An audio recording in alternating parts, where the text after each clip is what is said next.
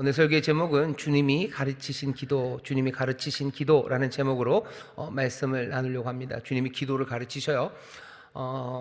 너무나 잘 아는 주기도문이 중간에 있어서요. 사실은 성경을 안 찾아도 될 것 같고 그렇습니다. 그 정도로 우리가 잘 아는 말씀이에요. 예배 때마다 주님이 가르치신 이 기도를 우리가 하기 때문에 그렇습니다. 주님이 가르치신 기도를 우리가 본격적으로 살피기 전에요. 먼저 하나 생각해야 될 것은 지난주에 구제에 대해서 우리가 얘기를 좀 했어요. 오늘은 기도입니다. 그리고 다음 주에는 금식에 대해서 얘기할 겁니다. 구제하고 기도하고 그리고 금식하는 게 적어도 유대인들에게 있어서는요, 경건한 삶의 아주 필수적인 조건이라고 생각했습니다.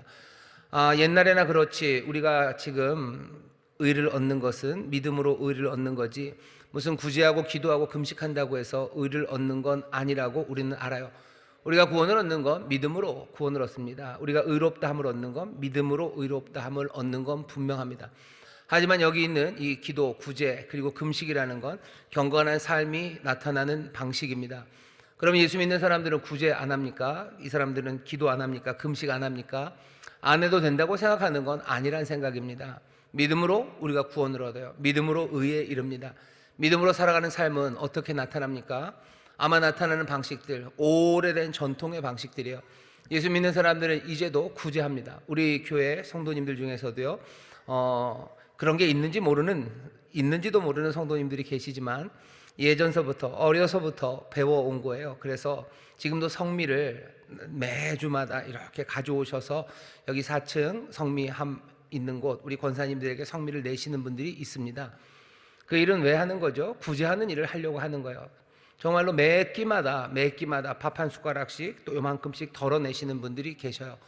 경건한 삶입니다. 그 삶을 바라보면서 의를 얻는 건 믿음으로 의를 얻는 거지 밥할 때마다 한 숟가락씩 쌀 덜어낸다고 구원 얻는 거 아니다 라고 말하는 사람들은 경건한 삶을 위해서 내 삶을 하나님 앞에 정결하게 단정하게 그리고 성실하게 그 의를 따라 걸어가는 사람들, 그 사람들의 마음을 모르는 겁니다.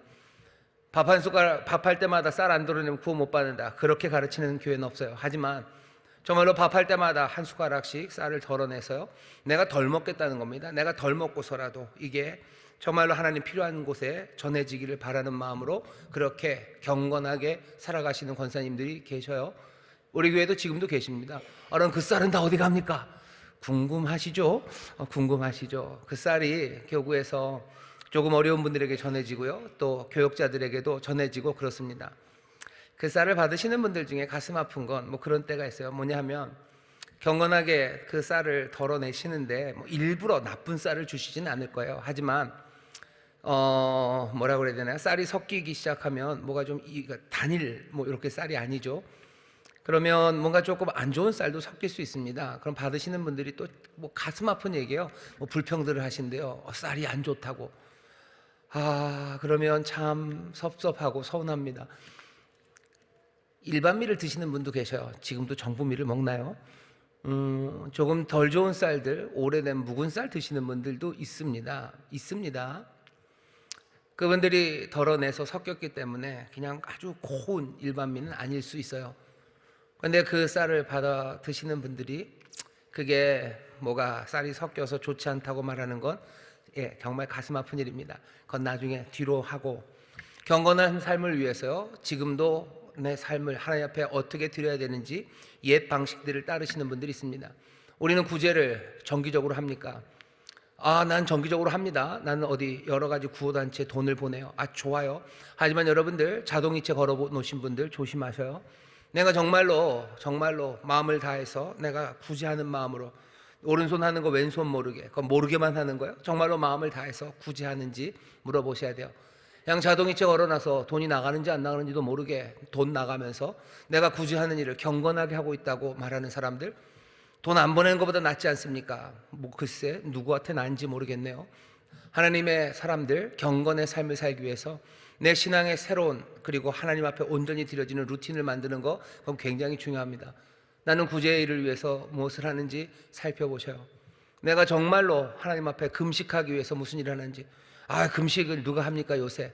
사실 요새 금식하는 사람들 굉장히 많습니다. 고기 안 먹는 사람도 많고요, 그리고 밥 한 끼만 먹는 사람도 많아요. 살 빼려고, 아니면 어쩌면 의학적인 이유 때문에 다이어트 하시는 분들 많으시죠. 하지만 정말로 하나님 앞에 경건함을 위해서 금식하는 사람들, 그 사람들은 어디 갔는지 모릅니다. 예전에는 금식하는 사람들 많았어요. 경건함을 위해서요. 꼭 문제가 있고 뭐 하나님 앞에 금식해야 되는 때가 돼서가 아니라 정말 하나님 앞에 시간을 정해놓고 금식합니다. 일주일에 내가 정한 날들이 있어요. 정한 끼니가 있어요. 난 그 끼니가 되면 늘 금식하며 하나님 앞에 기도해요. 난 늘 금식하며 하나님 앞에 나를 돌아보고 내 삶이 하나님 앞에 온전히 드려질 만한 것이 되는지 살피는 사람들, 그 사람들이 있습니다. 금식 그렇게 안 하면 하늘나라 못 갑니까? 그러면 구원 못 받습니까? 그렇게 물어보는 사람들은 되바라진 사람들이에요. 그런 사람들은 금식하는 사람들의 마음의 중심을 이해하지 못하는 사람들입니다. 금식하는 일, 구제하는 일, 기도하는 일이 정말로 우리의 삶을 경건하게 만드는 귀한 도구가 되었던 것, 수천 년 전서부터 그렇게 하나님의 사람들이 살아왔고요. 지금도 날이 되고 때가 되면 늘 금식하고 또 하나님 앞에 정성을 다해서 구제하고 또 기도하는 시간을 정해놓은 사람들이 있습니다. 우리 인천 순복음교회 성도 여러분들도 내가 믿음으로 의에 이르러요, 내가 믿음으로 구원 얻습니다. 하나님의 은혜가 우리를 살려내셔요. 우리는 그 삶을 받아들여서 어떻게 경건하게 살아갈지에 대해서 뭔가 율법주의적으로 이걸 하고 말고, 아니 그렇게 얘기할 것 없어요. 자랑할 일도 아닙니다. 누구에게 떠벌릴 일도 아니에요. 하지만 스스로 물어볼 만한 분명한 질문입니다. 나는 경건을 위해서 무엇을 하고 있는지, 내 구제가, 내 기도가, 내 금식이 하나님 앞에 받아들여질 만한 것인지 살펴보시고, 아예 그런 것이 아무것도 없다면 오늘 우리가 이 말씀을 읽기 전에 다시 한번 돌아보았으면 좋겠습니다. 내가 하는 구제들, 내가 하는 금식들, 내가 하는 기도들, 여러분들 속으로 그런 생각, 담임 목사한테 속아 넘어가면 안 된다, 속아 넘어가면 안 된다, 이러다가 내가 금식한다고 작정하면 이제 진짜로 금식해야 될 텐데, 그런 마음이 혹시 들으시면 여러분들 그건 성령님 하시는 말씀이에요. 여러분 어떻게 하셔야 돼요? 금식에 작정들 하십시오. 살 빼려고 하는 거 말고, 뭐 다른 이유 말고, 내 삶이 하나님 앞에 경건하게 드려지기 위해서 내가 하나님 앞에 금식하는 날들, 금식하는 시간들, 그 시간들 정하셔요. 우리의 자녀들과 함께 할 수 있다면 뭐 그렇게, 아이들은 뭐 성장기에 있는 아이들은 영양이 충분해야 되기 때문에, 여러분들 그런 말에 속으시나요? 우리 효영이는 이제 안 속아요. 밥 많이 먹으면 키 큰다고 그랬는데요, 밥을 누구보다도 많이 먹었어요. 근데 억울해하죠. 아빠 왜 안 커요? 글쎄 할 말은 없다 라고 얘기를 하는데, 아이들이 금식해서 한 끼 안 먹고 금식한다고 해서 키가 안 자란다고? 도대체 누가 그럽니까? 우리가 염려한다고 키가 자라는 건 아니에요. 하나님 그러시죠? 우리가 하나님 앞에 정말로 그 나라와 그 의를 구하고 우리가 성성을 다해 하나님 앞에 갈 때 어쩌면 키가 뭐 안 커도 상관없을 겁니다. 하나님의 은혜 안에서 하나님 아버지가 필요한 모든 것에 부족함이 없이 채워주실 것을 우리는 믿습니다. 다시 한번 우리 안에 경건의 훈련들이 정말로 경건한 삶을 위해서, 남에게 자랑할 필요 없어요. 나팔 불 필요 없습니다. 하지만 분명하게 내 삶을 하나하나 주 앞으로 더 가까이 가게 하려는 그 경건의 몸짓들이 우리 안에 있어야 할 줄 믿습니다. 구제, 금식, 오늘 그 중간에 기도입니다. 예수님이 기도에 대해서 가르치셔요. 어떻게 가르치시는지 보시죠. 먼저는 이방인의 기도들이 있습니다. 예수님 보실 때 예수님이 가르치시려는 기도가 있어요. 그리고 이방인의 기도가 있습니다. 이렇게 하면 안 돼요. 이방인들은 어떻게 기도했냐면요, 뭐 그 당시에 사람들이요, 이방 사람들, 그러니까 다른 여러 종교입니다. 그러니까 유대인들 말고 뭐 온갖 종교들이 많죠. 지중해 연안에 얼마나 많은 종교들이 있습니까? 얼마나 많은 신들이 있습니까? 뭐 무역이 활발해지고 사람들이 오고 가면서 신들도 점점점 많아져요. 그리스의 신들, 로마의 신들, 뭐 그 이름이 그 이름 같지만 결국은 몇 배로 뻥튀기게 되고, 또 이게 동네 쪽으로 오면서 이쪽으로, 동쪽으로, 서쪽으로 가면서 신들은 점점점 많아집니다. 정신없이 많은 신들이 이방 세계에 가득합니다. 그러니 기도할 때 애매합니다. 이거 누구한테 기도할지도 애매하고요, 이 기도를 누가 옆에 있는 신이 들을지 누가 들을지도 애매합니다. 그 신들에게서 뭔가를 구하기 위해서 해야 되는 일들은, 사람들은 주문을 만들어요. 알아들 수 없는 말들입니다. 뭐 아브라카다브라, 뭐 쿵따리 딱 삐약삐약, 뭐 닭다리라고 뭐 뜯어 뭐 별별 긴 주문들을 만들어요. 그리고 그 긴 주문들을 계속해서 반복해서 외웁니다. 무슨 찬트라 같은 거죠. 중얼중얼 대면서 계속 외워요. 보고 읽기도 하고 외우면서 그 기도를 합니다. 이방 사람들은 그렇게 기도해요. 뭔 말인지 모르고 기도합니다. 그냥 그렇게 하라니까. 누구에게 가는지, 아니 오늘은 이 신에게 내가 기도를 하지만 내일은 누구에게, 어떤 신에게 기도해야 될지도 알 수가 없어요. 왜? 신들이 너무 많기 때문입니다.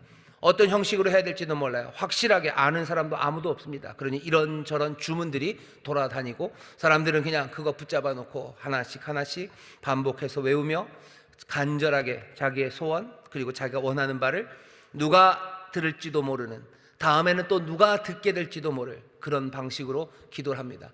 온갖 것들에 대해서 중언 부언하며 기도하는 것, 그것들이 이방인이 하는 기도예요. 예수님이 생각하는 기도는 전혀 아닙니다. 그럴 수가 없어요. 기도를 들으시는 분 한 분이요, 그 한 분에게 우리가 기도하면 되는 거지. 누가 들을지도 몰라서 알아들을 수 없는 말들로 그냥 이렇게 저렇게 불확실한 가운데 말하는 것, 그것이 기도일 수 없습니다. 사람들은 왜 그렇게 기도합니까? 이방 사람들 기도 안 하면 되잖아요. 누구한테 기도하는지도 모르면서 뭐하러 그렇게들 기도합니까? 뭔 말인지도 모르는데 왜 그렇게 기도합니까? 기도는 일종의 신비입니다. 사람들은 기도해야 한다는 걸 알아요. 누구에게 기도해야 되는지도 애매하고 뭐라고 기도할지도 모르지만 기도해야 된다는 것 압니다. 신비한 일이죠. 기도는 신비입니다. 그리고 늘 수수께끼예요. 기도해야 되는 건 알지만 어떻게 기도해야 될지 모르고, 대부분의 사람들, 어떤 사람들은요 조금 기도합니다. 평생에 몇 번 기도하는 사람이 있어요. 또 어떤 사람들은 어떤 종교를 가졌건 간에 상관없이 상당히 많이 기도하시는 분들이 있어요. 불자들도 굉장히 많이 기도하시는 분들이 있습니다. 하루에도 몇 시간씩 기도하셔요. 계속해서 108배도 하시고 또 일어났다 또 하시고. 예수 믿는 사람들 중에도 마찬가지죠. 많이 기도하시는 분 있으시고요, 조금 기도하시는 분들 있습니다. 기도는 참 다양해요. 하지만 누구라도 기도합니다. 어떤 기도는요 그냥 내뱉는 기도들이 있어요. 누가 들을지도 모릅니다. 하지만 그냥 외치는 거죠. 자꾸 도깨비 얘기하는데 도깨비에서 그런 대사 나요. 간절히 누구에게라도 소원을 말하래요. 그러면 마음 약한 신이 네 기도를 들을지도 모른다고 그 도깨비에서 할머니가 그러는 것 같았는데, 그냥 사람들은 그런 것들 믿으면서라도 허공에다 대고라도 뭔가 내뱉는 외침들, 어쩌면 가장 낮은 차원의 기도죠. 어떤 기도들은요 너무너무 고상합니다. 얼마나 고상하냐면 하나님의 임재, 그냥 그 임재 안에 충만히 들어가서요 더 이상 할 말이 없어요. 아니, 할 말을 잃어버립니다. 하나님의 임재, 그 실제, 기쁨, 그 은혜, 그 가운데서 그냥 그 사랑 안에 할 말을 잃어버리는, 그래서 그냥 내 모든 것이 주 안에, 주님이 내 안에 충만한 그런 상태에서 드려지는 어쩌면 말이 없는 그런 기도 있습니다. 우리는 어떻게 기도합니까? 그 중간 어디쯤일까요? 어마어마하게 많이 기도하는 사람, 정말 가끔 기도하는 사람, 그 중간 어디시겠죠? 그리고 뭐라고 기도할지 몰라서 조금 외마디 소리, 그거보다는 좀 낫겠지만 그렇다고 하나님의 그냥 온전한 충만한 가운데 할 말을 잃은 그런 기도, 아마 그 중간 어디쯤에서 우리는 기도합니다. 우리는 기도해요. 신비한 그 앞으로 나옵니다. 수수께끼 같은 그 시간 앞으로 우리는 나와요. 하지만 예수님이 가르쳐 주시는 기도를 잘 보시면 우리의 기도가 어때야 되는지 우리가 압니다. 오늘 예수님이 가르쳐 주시는 기도 보시면 우리가 주기도문이라고 알고 있는 기도가 9절서부터 나옵니다. 9절부터 나와요. 어떤 사람들은 이 기도를 그대로 해야 된다고 말하는 사람도 있습니다. 우리가 좀 그렇죠.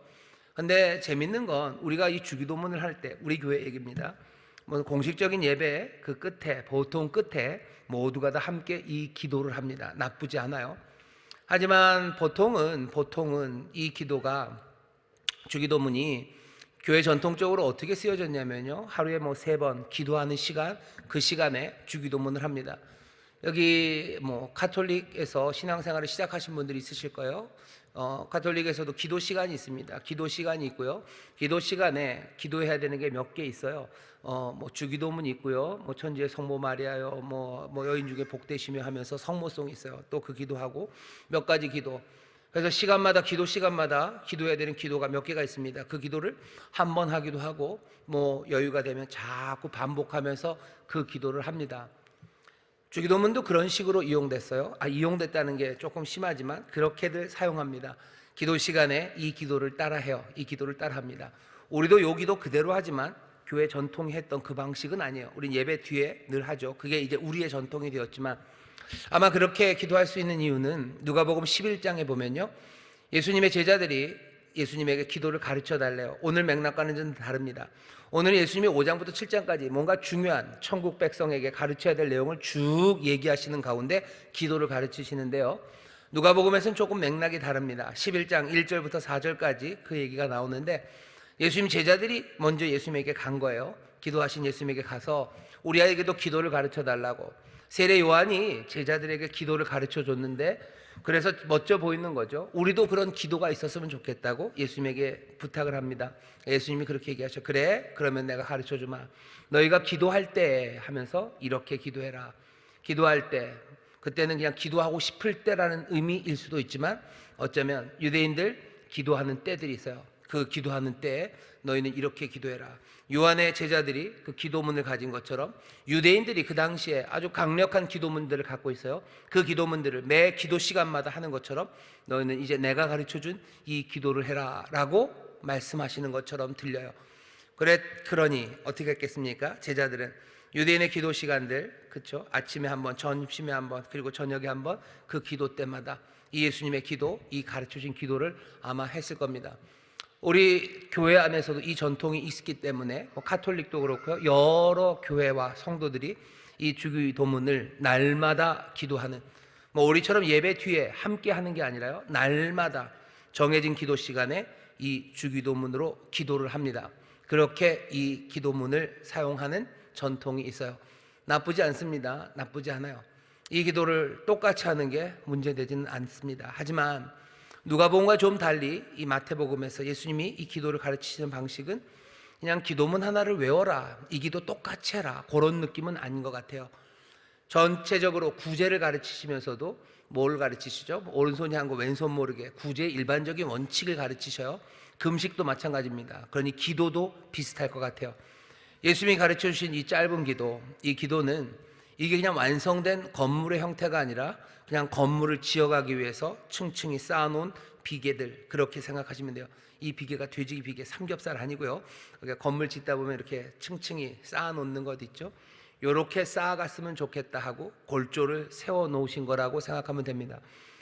예수님이 오늘 가르치신 기도 가르치셔요. 그러니 우리는 이 기도에서 하나씩 배워가면서요, 우리의 기도가 어떤 모양이 될지 생각해보고, 그리고 그 기도에다가 하나씩 더 살을 붙이면서 내 사정을 아뢰고 또 내 은혜에 대한 감사로 기도하기 시작하면 됩니다. 예수님이 기도를 가르치셔요. 자, 예수님이 뭘 가르치십니까? 오늘 예수님이 이 가르치신 기도에서 우리가 배워야 될 것 첫 번째입니다. 첫 번째는, 여러분들 이 기도가 주문이 아니라는 게 굉장히 중요합니다. 너희들은 이렇게 기도해라. 아브라카다브라, 동해물과 백두산이, 하늘에는 구름이 떠 있습니다. 무슨 이상한 말들, 이상한 주문을 예수님이 지금 적어주신 게 아니에요. 만트라, 이런 것들을 그려서 적어주신 게 아니에요. 여기 있는 이 기도의 내용을 보면 뭔 말인지 다 압니다. 무슨 말인지 다 알아요. 우리가 쓰는 일상의 말입니다. 예수님이 지금 이렇게 기도를 가르쳐 주셔요. 이방인의 기도와 비교해서 생각해 봐야 됩니다. 다른 사람들, 적어도 이방인들은 이렇게 기도하지 않아요. 하지만 예수님은 이렇게 기도를 알려주십니다. 이게 무슨 의미입니까? 우리가 하는 말, 우리는 하나님 앞에 우리의 말로 기도하는 거예요. 우리가 무슨 부호를 배워서 기도하는 게 아니고 알 수 없는 주문을 배워서 기도하는 게 아닙니다. 하나님은 우리의 말을 알아들으셔요. 예수님이 우리에게 얘기해 주시는 거예요. 너희들 아버지에게 말해라. 그럼 아버지가 알아들으신다 얘기하시는 거죠. 유일하신 참 하나님, 그 하나님이 우리와 의미의 세계를 공유하고 있습니다. 이 얘기는 경이로운 거예요. 놀랍습니다. 어떻게 하나님이 우리의 말을 알아듣습니까? 우리가 하나님 앞에 왜 어떻게 우리가 말할 수 있습니까? 여러분들 기억이 아니라 무슨 영화 같은 데 보면 늘 신과 사람 사이에 매개하는 제사장 내지는 사제들이 있어요. 그 사람들이 이상한 부호들, 아니면 주문들, 아니면 신접한 사람들이 뭔가를 신으로부터 받죠. 사람들의 바라는 바, 사람들이 신에게 전하고 싶은 걸 이 중간 사람이 뭔가를 전합니다. 전하는데 알 수 없는 말들로 전해요. 뭔 얘기가 오고 가는지 모릅니다. 번역 불가능한 일들이 여기서 일어나요. 하지만 예수님이 가르치신 기도는 그런 말 아니에요. 그냥 우리가 하는 말 그대로입니다.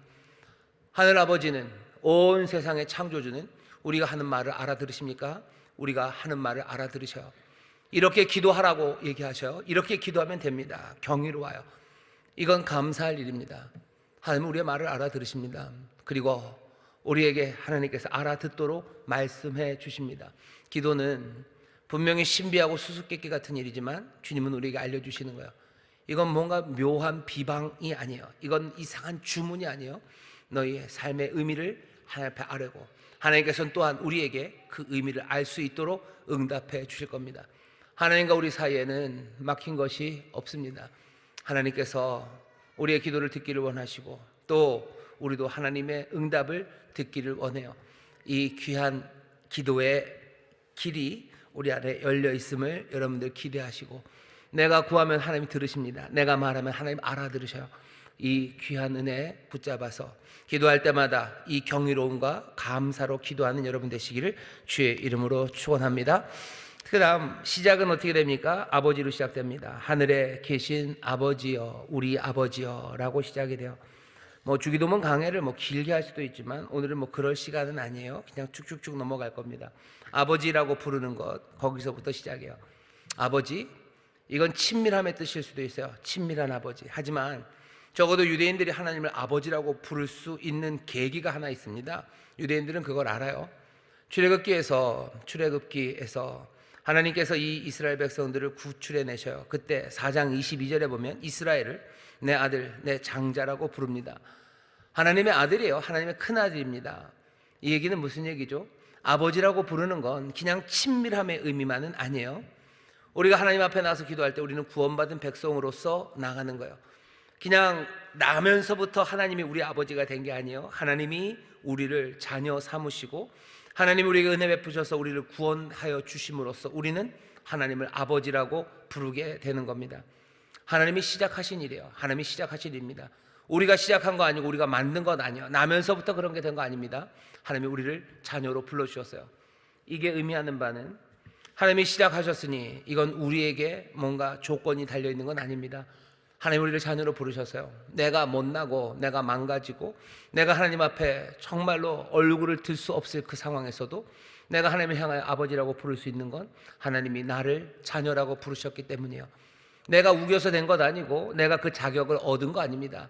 하나님이 나를 자녀로 부르시고 하나님이 나를 구원하셨기에 난 하나님 앞에 나와서 아버지라며 기도할 수 있습니다. 무엇이 되었건 그것이 이 관계가 단단하다는 것 여러분들 기억하시고, 기도할 때마다 나를 구원하시고 나를 자녀 삼으신 하나님, 내 은혜의 아버지 앞에 나와 기도함을 여러분들 기억하십시오. 세상의 원리 앞에 나온 것 아니고 변덕스러운, 그래서 심술궂은 신 앞에 우리가 나와 있는 건 아니에요. 마음 약한 신 앞에 우리가 나와 있는 건 아닙니다. 은혜로 우리를 자녀 삼으신 우리 아버지, 이제 아버지 되신 그분 앞에 우리가 나와 기도합니다.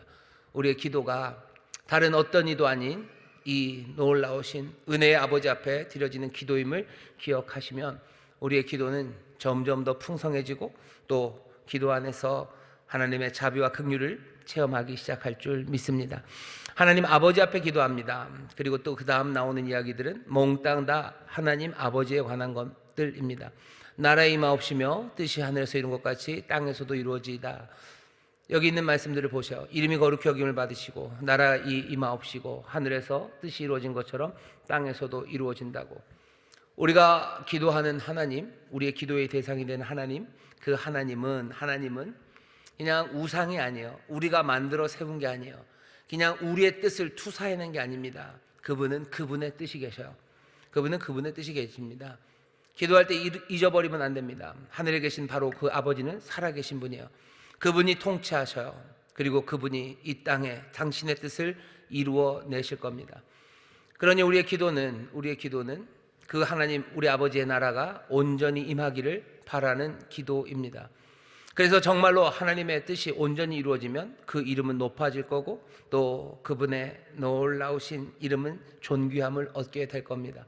이 기도가 제일 먼저 시작돼야 됩니다. 그러지 않으면 기도라는 게 뭐가 되죠? 몽땅 다 우리에게 집중하는 것들이 돼요. 사람들은 그냥 기도, 하나님 이름 불러놓고 그냥 내 말을 쏟아내죠. 예수님이 우리가 알려주시는 겁니다. 아니, 그럴 수 없다. 기도는 하나님 앞에 드리는 거고 그 하나님은 분명히 뜻이 계신 분이시고 당신의 뜻을 이 땅에 이루시려는 분이시고 이 땅에 그 통치를 통하여 그 이름 높임 받기를 원하시는 그분 앞에 내가 드리는 기도예요. 그냥 내 마음대로 내 모든 넋두리를 쏟아내야 되는 것, 그게 기도는 아닙니다. 물론 그럴 수 있어요. 그런 것도 하나님이 귀가 밝으시니 우리를 살피시니 그것들을 듣기는 들으시겠죠. 하지만 그건 기도는 아닙니다. 예수님이 지금 너희는 이렇게 기도하라고 말씀하셔요. 경건한 기도입니다. 하나님 앞에 나와서 넋두리도 못합니까? 할 수 있어요. 하지만 그건 예수님이 우리에게 말씀해 주시는 그런 기도는 아닙니다.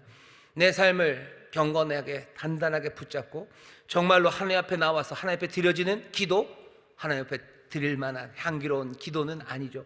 넋두리 해도 들으셔요. 내 소원을 말해도 들으셔요. 이러면 너무 심한 거, 방구를 껴도 들으셔요. 하지만 예수님은 지금 여기서 우리에게 기도를 가르치시는 거예요. 경건한 기도, 이렇게 기도하라고 말씀하셔. 우리에게 유익이 되는 기도입니다. 능력이 되는 기도입니다. 그리고 우리의 삶을 가득 채울 그 기도예요. 내 넋두리, 내 소원을 아뢰는 것, 나 중심이 되는 기도, 예수님은 그렇게 기도하지 않으셔요. 그렇게 기도를 가르치지 않으셔요. 어쩌면 그건 더 이상 예수님이 가르치신 기도는 아닙니다. 그러니 아예 기도가 아닐 수 있습니다. 하나님의 이 뜻, 하나님의 뜻이 이루어질 것, 그것을 바라는 소망이 없다면 우리 안에 떠오르는 아무 생각이나 두려움, 갈망, 그것들을 그냥 말할 뿐이에요. 그냥 두렵다고 말하는 거죠. 겁난다고 말하는 거죠.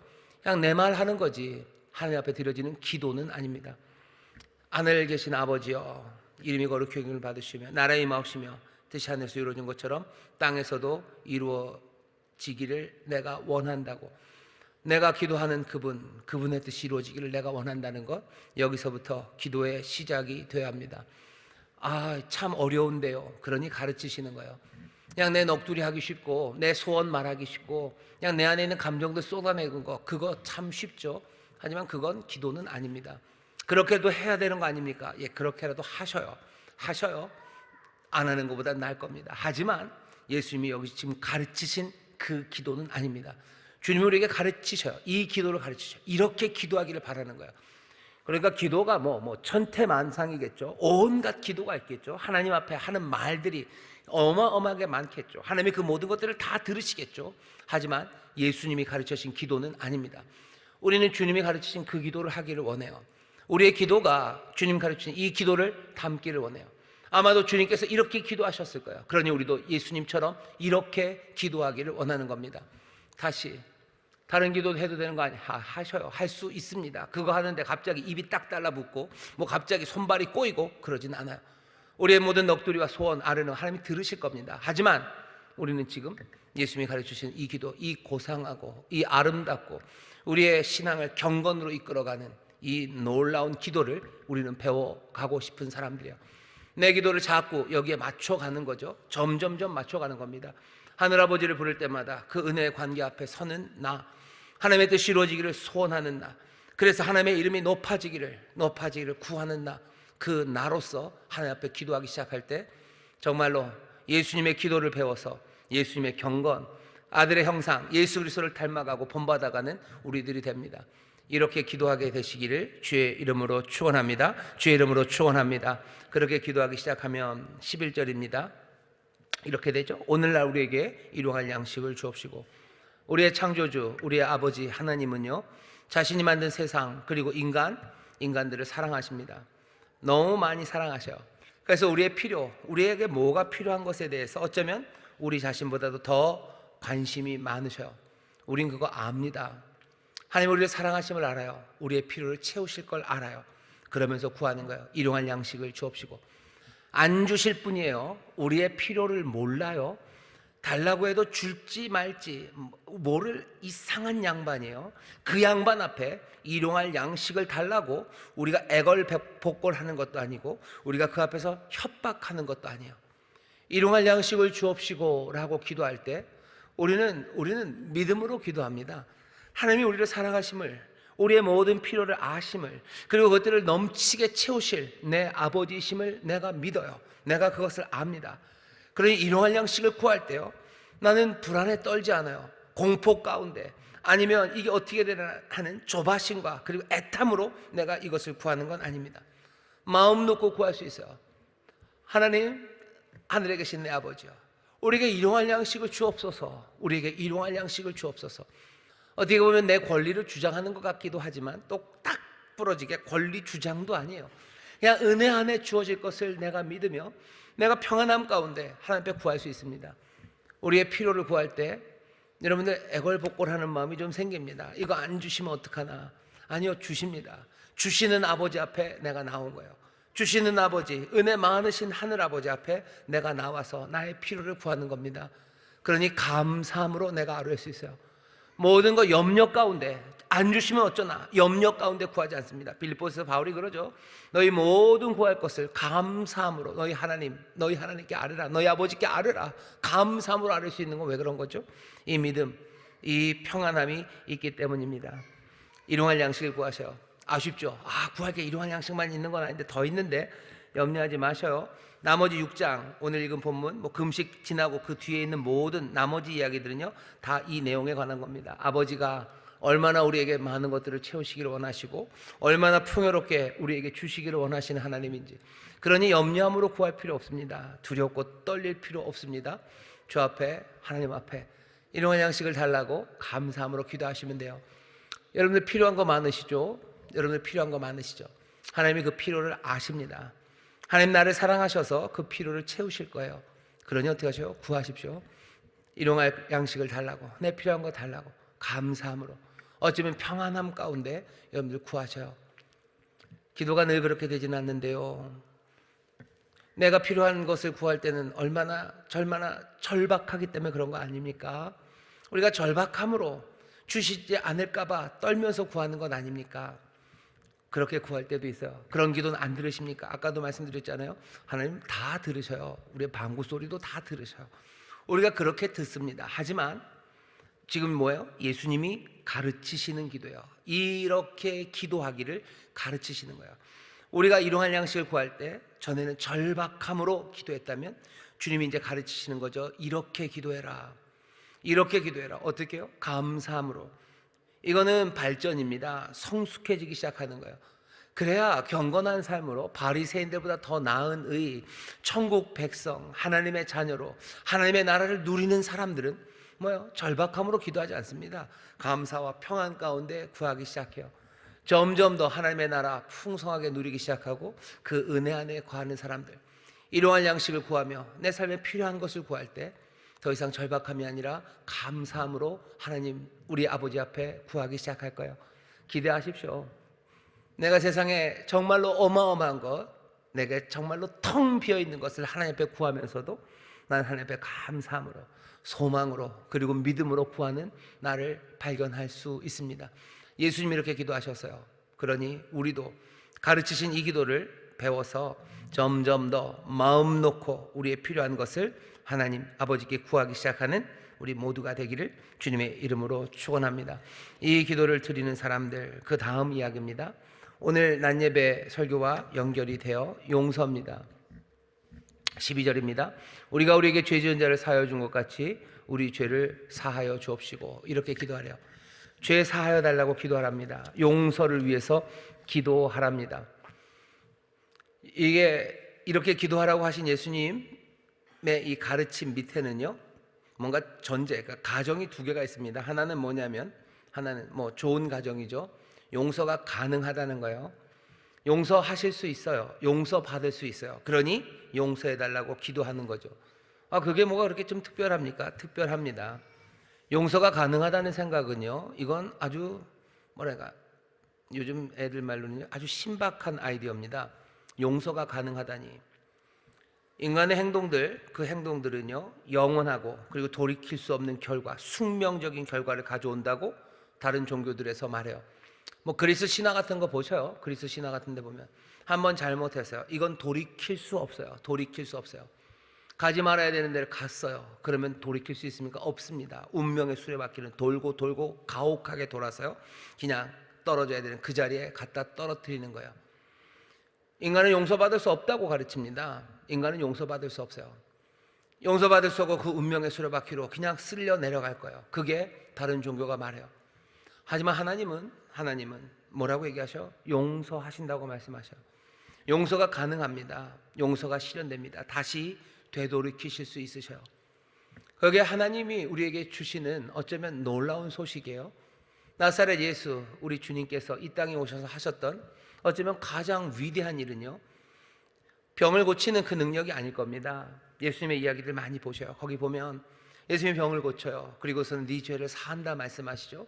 사람들은 깜짝 놀라요. 뭐 때문에 놀라요? 병 고침에 놀라지 않아요. 저 사람이 죄를 사할, 용서할 능력이 있단 말인가? 라고 그 얘기 묻지. 병 고치는 능력이 대단해라고 하지 않습니다. 왜? 병 고치는 능력 그것보다 용서하는 그 능력이 이건 너무 희한한 거야. 이건 없었던 힘이에요. 누구도 용서할 수 없었어요. 하지만 주께서 용서하기 시작하십니다. 용서를 위해 기도하라고 얘기해요. 용서받으라고. 죄 용서함 받는다고. 죄를 지었으니 너는 운명은 끝났다가 아니라 용서가 가능하다는 것 우리에게 알려주시는 거예요. 그러니 하나님 앞에 나와서 용서를 구하셔요. 인생 끝났다고 생각하지 마시고 이제는 할 수 없다고 생각하지 마셔요. 하나님이 사하여 주십니다. 사하여 주시고 다시 회복시키시는 그 용서가 가능해요. 또 하나, 용서해 달라고 기도하라는 거 밑에 깔려 있는 가정은 뭡니까? 우리가 용서 받아야 된다는, 어쩌면 우리가 죄 지을 수밖에 없다는, 매우 자주 용서를 구할 필요가 있을 것이라는 걸 가정하는 그 가정이 예수님의 이 기도 밑에 있어요. 어쩌면 우리가 죄 없는 사람으로 살고 싶어 합니다. 요한이 그러죠. 너희가 죄 없다면 거짓말하는 거라고. 주님은 우리를 아셔요. 우리의 넘어짐을 아셔요. 경건한 사람이라도 넘어집니다. 우리가 용서를 구해야 되는 그 죄에 넘어질 것을 주님이 아셔요. 슬픈 가정이죠. 이것들 보면 나를 돌아보게 됩니다. 내가 연약함을 돌아보게 돼요. 난 넘어질 수 있는 사람이요, 난 죄 지을 수 있는 사람이구나. 예수님 그렇게 아시는구나. 내 아버지 앞에 나와서 내 죄를 사하여달라고 기도해야 되는 사람, 그 사람이 납니다. 겸손하게 하나님 앞에 나오셔. 그리고는 뭐예요? 소망 가지셔. 세상은 용서 불가능하다고 말하나 주님은 용서 받을 수 있다고 말씀하십니다. 여러분, 이 용서의 가능성, 모든 것들을 되돌이키실 수 있는 하나님의 이 능력 믿으시면서 내가 넘어지고 내가 망친 것 때문에 너무 괴로워하지 마셔. 내가 내 아이를 망쳤다는 생각에 괴로워하지 마셔. 여러분들이 망친 거 아니요 라고 말해주면 좋겠죠. 아니요, 여러분들이 망치셨어요. 그러니 어떡합니까? 하나님이 그 사심을 받아야 돼요. 왜 우리나라가 지금 이렇게 왜 소망을 말할 수 없는 세상이 됐습니까? 우리가 잘못한 거죠. 우리가 잘못한 거고, 몇 년 전까지는 우리 앞세대가 잘못했다고 제가 얘기해야 되는데 이제는 그 말 못합니다. 저도 이젠 애들이 너무 커버렸어요. 제 책임이 있죠. 우리가 잘못했죠. 그래서 아이들이 그렇게 된 거죠. 이젠 끝난 겁니까? 아니요, 주님이 사해 주셔요. 주님이 용서하십니다. 주님이 용서하시고 다시 회복시키실 거예요. 사하심을 구하십시오. 주님이 용서해 주십니다. 연약한 우리를 인정하며 주 앞에 나오십시오. 예수님이 우리를 그렇게 기도를 가르치시는 거예요. 소망으로 나오셔요. 자, 근데 이 용서받는 조건이 하나 있습니다. 놀랍게도 그 조건이 여기에 그대로 들어가 있어요. 우리가 우리에게 죄 지은 자를 사하여 준 것 같이 우리의 죄를 사하여 주옵시고. 우리가 그 용서를 받아야 되고요, 용서가 가능합니다. 하지만 조건이 하나 있어요. 우리가 우리에게 죄 지은 자들을 용서할 때, 그때 하나님은 우리를 용서하신답니다. 이 용서의 이야기가 묘해요. 하나님이 용서하신다, 그러니 너희도 용서해라 라고 하잖아요. 너희가 용서하지 않으면 하나님이 용서하지 않으신대요. 똑같은 이야기가 마태복음 18장에 있습니다. 여러분들 아는 1만 달란트 빚진 그 종에 관한 이야기예요. 자기는 탕감을 받았지만 내 친구에게 100데나리온 그것들을 탕감해 주지 않습니다. 그러니 주인이 다시 불러요. 다시 안 된다, 사하여 주지 않는다. 그러면서 결론은 뭐예요? 여기 있는 말씀이랑 똑같습니다. 똑같은 말씀을 하셔요. 18장 35절에 너희가 각각 중심으로 형제를 용서하지 아니하면 내 천부께서도 너희에게 이와 같이 하시리라. 용서하지 않으면 하나님 용서하지 않는다. 내가 용서하니 너희도 용서해라가 아니에요. 너 용서하지 않으면 내가 용서하지 않는데요. 여기서 이 두 가지 비유는 이런 느낌입니다. 용서는 적어도 예수님 모셨을 때 선물은 아니에요. 용서는 하나님이 우리에게 주신 선물처럼 여기 기록되어 있지 않습니다. 하나님이 우리에게 좋은 것 주신 거죠. 용서를 주셨으니 너희도 다른 사람들에게 선물을 줘라. 이건 선물을 줄 수도 있고 안 줄 수도 있게 됩니다. 그렇죠? 이거 안 준다고 해서 이 선물이 다시 없어집니까? 이 비유는 잘 안 맞아요. 오히려 여기 이 용서에 관한 이야기는요, 선물이라는 것보다는 누군가가 호흡이라고 얘기해요. 용서는 뭐와 같아요? 폐의 호흡과 같아요. 하나님은 우리에게 숨을 불어넣으셨어요. 그런데 우리가 그 숨 불어넣음을 받으려면 어떻게 해야 됩니까? 우리의 숨이 내쉬어져야 돼요. 숨이 안 내쉬어지고 우리가 그걸 받을 수 있습니까? 받을 수 없습니다. 내가 마음을 열고 다른 사람을 용서하지 않으면 내가 하나님의 용서하심을 받을 수 없어요. 내가 날숨이 나가지 않으면 들숨 안 됩니다. 여기 지금 그 얘기를 하시는 것 같아요. 안 된다라고 말씀하십니다. 이건 굉장히 심각한 이야기예요. 내가 숨 못 쉽니다. 내가 용서받지 못합니다. 내가 내 형제를 용서하지 않으면, 내게 죄진 자 용서하지 않으면 하나님이 용서하지 않는다고 하셨어요. 어쩌다가 예수님이 여기서 말 실수하신 거예요? 아니, 나중에 마태복음 18장에서 똑같이 얘기하셔요. 그땐 짧은 얘기 아니에요. 그 긴 비유를 말씀하시며 같은 결론을 우리에게 말씀해 주십니다. 오늘 낮에도 용서, 보복하지 않는 것에 대해서 말씀을 전했어요. 어쩌면 우리가 이 부분에 대해서 그냥 슬쩍슬쩍 자꾸 지나가려고 하는데, 우리는 이미 용서받았으니, 용서를 아까도 말씀드렸죠, 선물로 주신 게 아닌 것 같아요. 호흡처럼 주신 거예요. 내가 숨 쉴 수 없는 폐라면 한 번 받은 그 호흡은 거기서 끝입니다. 그냥 들숨만 쉬는 사람은 없어요. 날숨이 나가야 되는데, 날숨이 나가지 않으면 들숨 받을 수 없습니다. 죽는 거예요. 용서가 어쩌면 보복하지 않는 게 우리의 신앙의 출발이 된다는 건 어쩌면 우리가 생각하는 것보다 훨씬 더 심각한 문제일 겁니다. 예수님이 오늘 기도에서도 알려주셔요. 용서를 위해서 기도하라, 용서받으라고. 하지만 그렇게 용서받기 위해서는, 세상이 새로워지기 위해서는, 회복되기 위해서는 네가 용서하기 시작해야 된다고 우리에게 분명히 말씀하십니다. 이 기도 우리가 떨리는 마음으로 기도해야 돼요. 내가 용서하지 않은 일들이 있나 살피면서 기도하셔야 돼요. 내가 하나님 앞에 용서를 구하기 위해서 적어도 내가 누군가를 용서했는지 살펴보기 시작해야 됩니다. 그게 오늘 주님께서 우리에게 가르쳐주신 이 기도가 우리의 삶을 더 경건으로 이끌어가고 배워서, 가르치시니 배워서 온전하게 기도해야 되는 그 기도로 우리를 올리는 그 인도하심이 됩니다. 그 다음 이야기는 좀 슬프죠. 시험에 관한 이야기, 그리고 악에 관한 이야기입니다. 우리를 시험에 들게 하지 마옵시고 다만 악에서 구하옵소서. 나라와 권세와 영광이 아버지께 영원히 있나이다. 커다란 시험의 때가 오고 있음을 압니다. 예수님 따르는 사람들, 이 시험을 벗어나긴 어려울 거예요. 부활의 빛 우리 가운데 오고 그 생명의 찬란함이, 성령의 인도하심이 우리 가운데 있어도 우리도 그 악, 그 어둠, 그 죄, 그 유혹, 그 시간을 지나가게 될 겁니다. 십자가에 달려 돌아가신 예수 그리스도를 따르는 우리들이요, 그러니 우리가 따라가는 그 길에 어둠을 피할 것이라고 기대하는 건 어리석습니다. 유혹도 올 것이고 그리고 악도 우리 앞에 올 거예요. 하지만 기도하라는 거죠. 그 모든 최악의 피해를 면하게 해달라고, 우리를 구해달라고 기도하며 그 길을 걸어가야 됩니다. 우리 앞에 어려운 문제 많아요. 기도하십시오. 구하시라고. 우리에게 정말로 어려움이 오지만 최악의 상황, 그것들은 면하게 해달라고. 하나님 우리를 도우시라고, 시험에 들지 말게 하시라고, 우리를 악에서 건져내어 주시라고 간절히 기도하며 갑니다. 예수님도 그러셨어요. 예수님도 그냥 어차피 가야 될 그 길 내가 알아서 가겠다 하지 않으셔요. 주의 도우심을 구하며 갑니다. 주의 도우심을 구하며 갑니다. 주님 앞에, 하나님 아버지 앞에 기도하며 그 길을 가셔요.